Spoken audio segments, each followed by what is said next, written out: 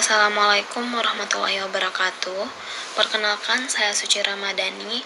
Pada kesempatan kali ini saya akan mereview artikel yang ditulis oleh Stella Tio Caroline, Anastasia Caroline Tanasal, Yanti, dan Rindang Widuri pada tahun 2020 dengan topik The Adoption of Revenue Internal Control in the Event Organizer Company. Baiklah, untuk pembahasan pertama kita mulai dengan introduction atau pendahuluan. Era globalisasi itu telah memberikan berbagai dampak terhadap sektor ekonomi. Salah satunya adalah kewirausahaan. Nah, dampaknya ini dapat kita lihat dari dua sisi, yang mana di satu sisi teknologi itu memungkinkan ekspansi bisnis sekaligus diversifikasi produk bisnis. Nah, ini berarti kondisi tersebut mendorong keterbukaan informasi yang akan memudahkan entitas untuk mengakses informasi yang akan meningkatkan keunggulan kompetitifnya. Sedangkan di sisi lain, teknologi menimbulkan risiko yang semakin kompleks. Nah, sebagai contohnya, tindakan penipuan dalam laporan keuangan itu dia akan memicu potensi kerusakan reputasi entitas atau reputasi perusahaan itu sendiri yang akan mengarah nantinya kepada kebangkrutan. Nah, dalam konteks ini, pengendalian internal diperlukan sebagai jaminan bahwa entitas itu telah beroperasi sesuai prosedur yang berlaku dan potensi risiko tersebut dapat dimitigasi. Nah, dalam sistem pengendalian yang efektif menurut COSO itu dia harus memenuhi 5 komponen utama yang saling terkait. Yang mana 5 komponen pengendalian internal tersebut adalah seperti control environment, risk assessment, control activities, information and communication, dan monitoring.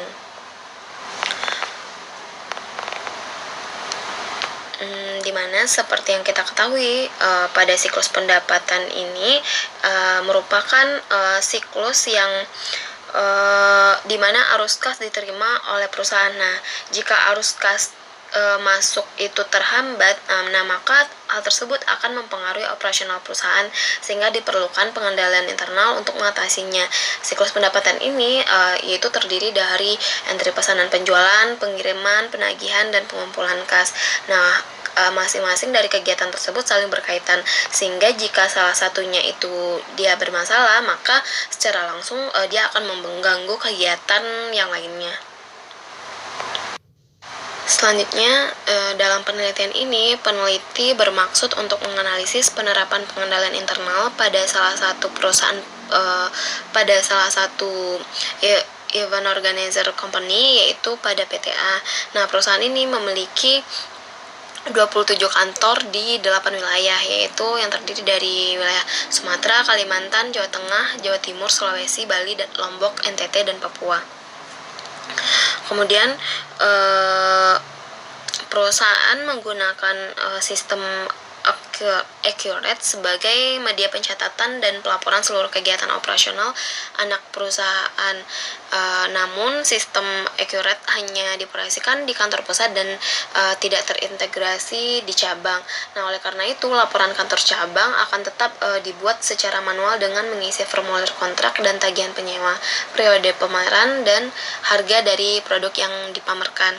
Nah, permasalahan pada penelitian ini pada PTA yaitu yang terjadi selama ini adalah adanya piutang tertagih, bahkan sampai kondisinya tidak tertagih. Nah, kemudian sering terjadi beberapa klaim fiktif dari cabang yang disebabkan oleh lemahnya pengendalian internal perusahaan. Selanjutnya tujuan penelitian. Nah, berdasarkan permasalahan yang terjadi, maka pada artikel ini peneliti melakukan penelitian tentang pengendalian internal dalam siklus pendapatan pada PTA, yang mana tujuan pertama yaitu mengidentifikasi potensi risiko dalam siklus pendapatan dan bagaimana perusahaan mengelolanya atau memitigasinya.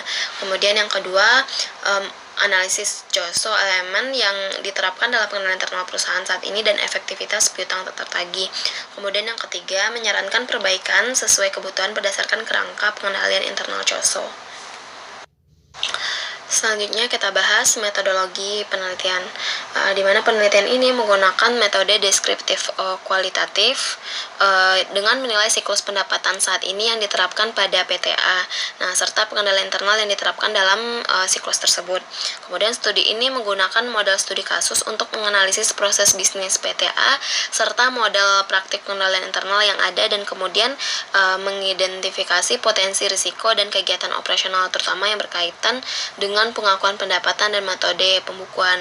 Kemudian selanjutnya berdasarkan maksud peneliti untuk mendapatkan gambaran rinci tentang proses bisnis perusahaan, potensi risiko, dan langkah-langkah manajemen risiko, maka responden dalam survei dalam penelitian ini adalah orang-orang di tingkat eksekutif perusahaan yang berhubungan dengan kegiatan penjualan, promosi, yaitu mulai dari direksi hingga manajer. Data yang digunakan pada penelitian ini adalah data primer dari survei yang dilakukan dengan wawancara semi terstruktur, di mana wawancara semi terstruktur ini memudahkan pewawancara untuk secara fleksibel mengekstrak informasi dari sumber karena mereka fleksibel atau tidak terpaku pada pertanyaan yang disiapkan, di mana pertanyaan yang diajukan itu bersifat terbuka yang memungkinkan narasumber memberikan jawaban yang lebih komprehensif dari pertanyaan umum hingga ke khusus. Selanjutnya, kesimpulan. Berdasarkan hasil analisis peneliti, ditemukan pengendalian internal yang dilakukan oleh PTA itu ternyata belum efektif. Dan kemudian perusahaan mengadopsi dua elemen pengendalian internal COSO seperti risk assessment dan activities control. Sementara itu,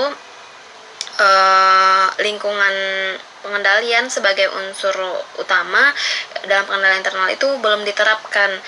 Kemudian diikuti juga dengan unsur komunikasi dan informasi serta unsur pemantauan. Di sini responden terhadap pengendalian internal yang lemah itu dapat mengakibatkan tidak efektivitasnya penerapan elemen COSO perusahaan.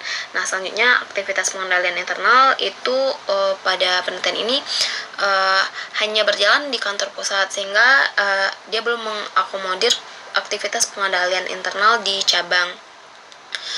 Dan hal itu dapat mengakibatkan pengendalian internal yang diterapkan cenderung masih memiliki celah dalam hal risiko yang teridentifikasi. Baiklah, sekian presentasi review artikel dari saya. Jika ada kekurangan atau kesalahan dalam pengucapan, mohon dimaafkan. Saya akhiri. Wassalamualaikum warahmatullahi wabarakatuh.